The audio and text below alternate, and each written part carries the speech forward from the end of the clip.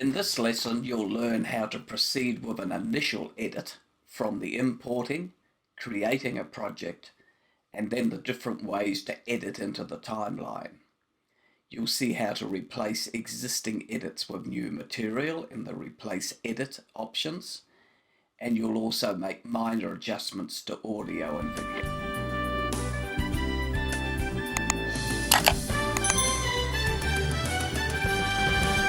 For those of you that have been through the first set of tutorials on organization and import, you will have already seen the importing process. But for those few of you who will have jumped in at this point to start editing, we need to just review on how to import footage into the event, and the event is contained within the library. So this is our event here, Sydney Harbour Clips, and that's our library, Sydney Harbour Clips there, both by the same name so that you can see them together. So we'll just quickly review the importing. We can import with this button here. We can also import by right-clicking within the event, and we can import media from the file menu. So let's right-click here, and these are our clips that we're going to use from the Sydney Harbour racing, and we would simply select those there and select import. Once we have our clips in the event, then to start the edit we need a place to put our edited clips. Now this is called a project, and within that project there is a timeline. And to create a new project, we need to be on an event. So we will now go to the File menu, select New, select Project. That project will need a name. We'll call it Sydney. And it's going to go into the event called Sydney Harbour Clips, but we could put it in any other event that you currently have open. Custom settings will give you a way to format your project, and I suggest as a beginner you stay as set based on first clip. Custom will give you the opportunity to select different presets or create your own custom sizes. We'll see more about this in the advanced section, and we'll continue with the default settings, which is stereo for the audio. So set on first clip and OK. Now the project now appears as part of the event. So this is your project here, and as you create a new project, that new project is also opened in the timeline. So we have a new project here with nothing in it, and appropriately we have an empty timeline here. So our first step with editing is to create the project, and then we need to select some footage to put into that edit. And we can look at our clips here, and there are a number of ways to select the clips. You can hover over the clip and clicking the mouse, then releasing the mouse, we've selected between that point and that point. These are our in and out points, and we can put that edit into the timeline by simply selecting when the hand appears and dragging it to the timeline. And if we look at that clip, there is the footage between here and here now in our timeline. We can also select footage in the browser here by hovering to the point where we want to start the edit and pressing the I key, and then hovering to the point where we want to finish that edit and pressing the O key. And there is the in and the out point, just as we got it here by dragging. And we can bring that into the timeline by clicking on it and dragging it into the timeline. As you drag it down, you'll notice a blue bar appears showing you where you're going to put it. That's the simple process of editing from the browser into the timeline. Let's look at some slightly different ways of doing the same thing. We'll select some other footage here, and if we want to add that to our timeline at this position, we can use this button, which is the append button and is attached to the E key. When I click that button now, it goes blue and it appends or adds that clip to the end of the timeline. So there was the first clip we dragged in, second clip we dragged in, and this is the third clip that we've used the append key. We can shorten clips in the timeline. We'll see this a little later by dragging on the right hand side. I'm dragging towards the left. I've shortened that clip now to give us more space in the timeline. We can select another clip now. There is the drag from the in point to the out point. And should we want to put that clip at this position, that's to insert it between these two clips, we can use the W key or press this button. And now that clip has been inserted between this clip and this clip. If I use Command Z now and undo that, there is the clip that we're inserting there. I can also drag that, and if I position it between those two clips, you'll see that it will insert between the two clips. So we can either insert by dragging and dropping between two clips, between that clip and that clip, or we can use the W key, and that's the key here. What you can also do is split a clip with an insert. So if we select this clip here, and the playhead is in the middle of this clip, and we use the W button, it's now inserted from there to there within those two parts of the same clip. So it's cut the clip and dropped it in. And the third process for editing in is called the connection, and connections appear either on top of the primary storyline, that's this storyline here, or for audio, they will go below the primary storyline. So if we select a little bit of footage here and say that we want to have that connected at this point, then we can drag it down as we dragged everything else and drop it above the others. And now when it plays through this portion of the clip and then to the portion with the yellow that we've just added. I'm going to Command Z that now, and using the same clip with the playhead at this location, using the connection button, then that same clip is connected just as if we dragged it into that location. Connected clips are used for creating effects within Final Cut, and you'll see that at a later date. What I would like to do is to just show you now with setting an in point and setting an out point. And if I were to drag that and put it on top of this other connected clip, you'll see that now we have created a third track. And they are all connected to the primary storyline. So this in the second connected track is attached to the primary storyline at this position, and this one here is attached to the primary storyline at this position. If we should move these here and place them down in, say, a location down here, then you can see that now their connections are represented this way. If we move this one and position it here, it's moved from the third track to the second track, and it's connected at this point. A connected clip can also be added to the primary storyline. You'll see how I've dragged it between those two clips and it's showing where it's going to go.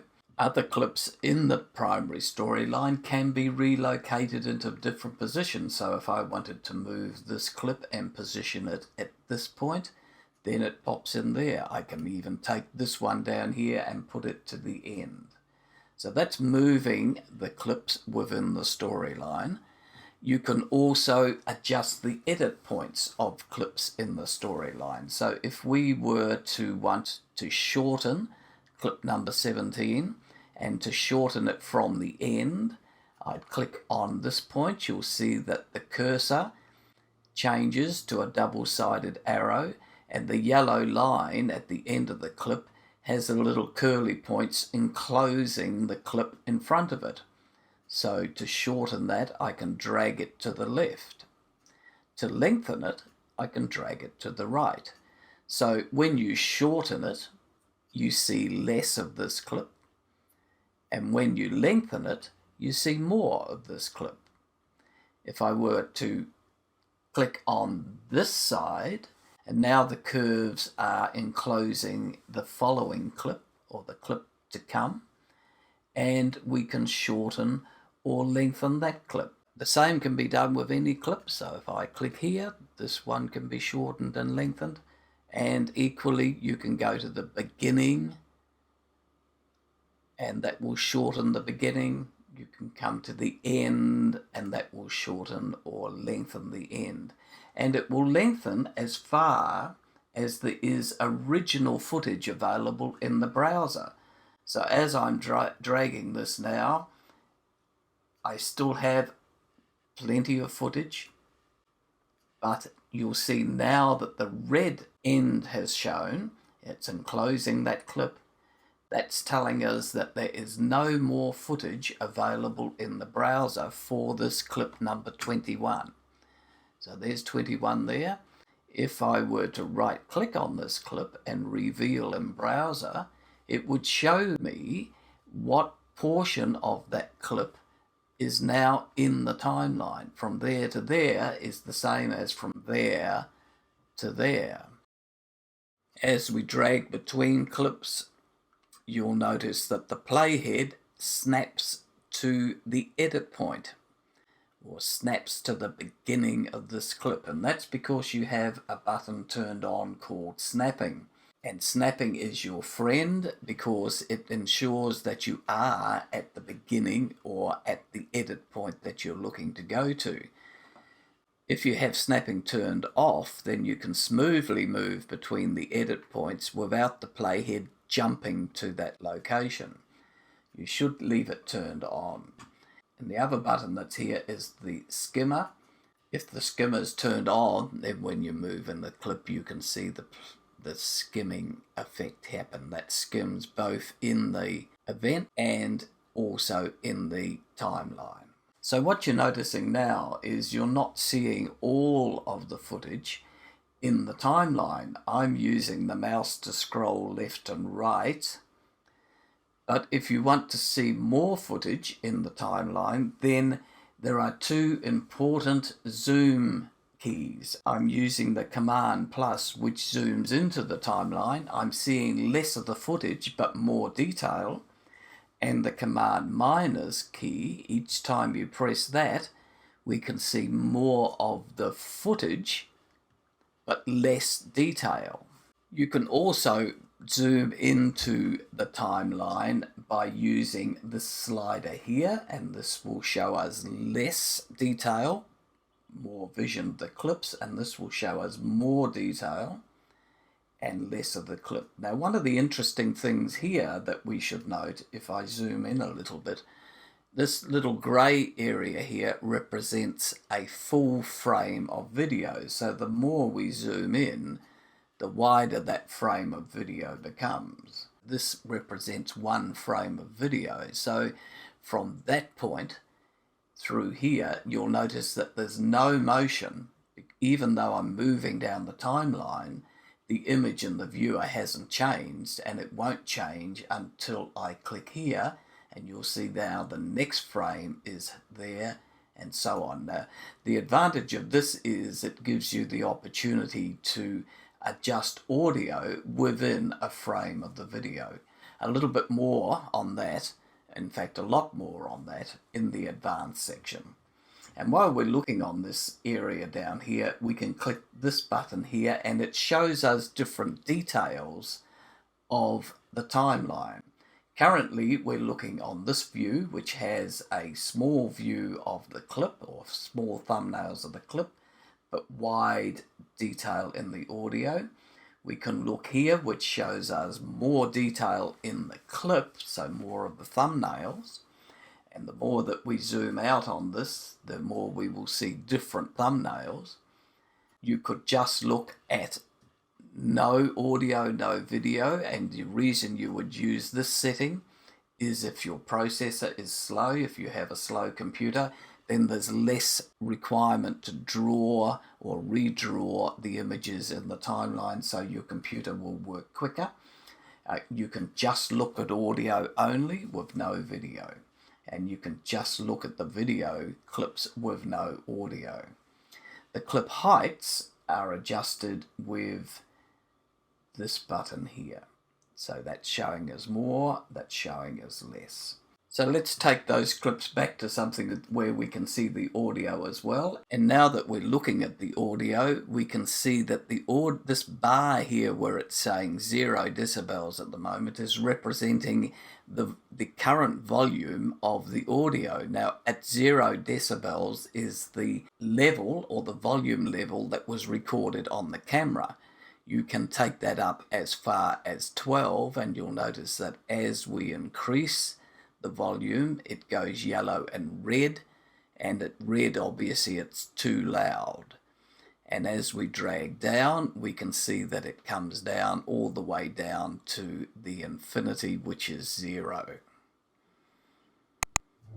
That is handled per clip. Now you can also adjust your audio levels on a clip by coming to the inspector and selecting on the audio button here, and you can see you can select the volume, and if you look in the timeline now, you'll see they're starting to go red because I'm going up and they're moving down. Audio can also be expanded so that you can shorten the video clip, but the audio track still stays at the same length.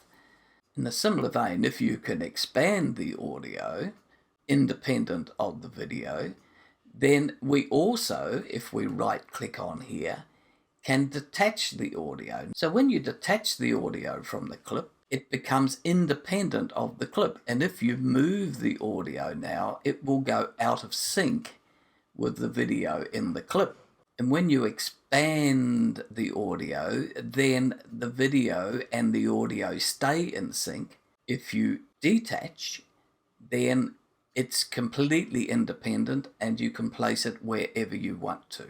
You can also edit your clips into the timeline without audio. So if we have this clip selected here and we want to bring that into the timeline, let's select an in point and we'll select an out point. And if we want to connect that to a clip at this location, then we can use the connection button, as you know. But if we select this little downward arrow here, you can select it as audio only, so that when we press the connected button now, you'll see that the audio comes in below the primary storyline. If we had that selected at video only and select this as our position for it to come in and use the connected button, then it's connected at the top or above on track 1. And you'll notice because it's video only, there's no audio sounding there. Now, if you bring clips in as video only, you can't select the audio and reinstate it. If in fact you've accidentally imported a clip without audio, then you would change this back to all, go back to the clip and drag it on top of the previous version, the one without the audio, and then simply say replace from start. And what this means is it will replace it from the beginning of your selection. And now you'll notice the audio is attached. It's the same clip with audio because you've selected all here rather than video only previously. Let's have a little further look at those different options when you import. If we were to drag this down again and drop it on it, we have the replace from start option, which will replace it from this position here, matching those two. If we say replace from end, then if we look here, that's the end of it. And if we come down here, that's the end of it. So that point will be matched with that point. And a further option is if we drag it down now and put it on a different clip, then this clip is going to be a different length than the in and out points that you have here. You don't know whether in fact this is longer than this is, or whether it's shorter than this is. If we use the replace with retime, then this is retained as the length, and that amount of footage will come in. So what happens is that if there's less footage there than there is here, this will be slower, because what will happen is that you will see the same footage but over a greater length of time. And if this happens to be longer than this footage here, then this is going to speed up, because you're going to see more footage in here than the available time. So let's use retime to fit. You'll notice that this is the same length, and it's speeded up by 265%. So this was considerably longer between there and there than between here and here. In the next session, you'll look at making a full edit using all of the Sydney Harbour clips. This edit will then be expanded on in later sessions to show adjustments, effects, music, the adding of still images and titles.